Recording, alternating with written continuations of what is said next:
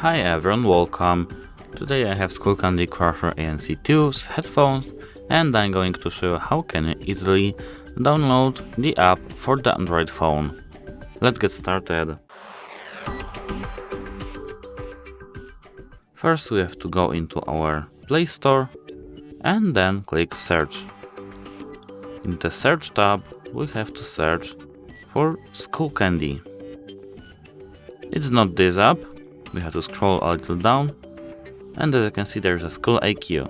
We have to click on it, and this is this app. As you can see, it's compatible with Crusher ANC 2. Now we have to click install it, and wait a moment.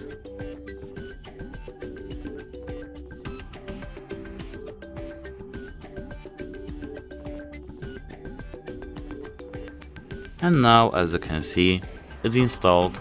That's it. Hope it helps you. Like and subscribe for today's videos, and goodbye.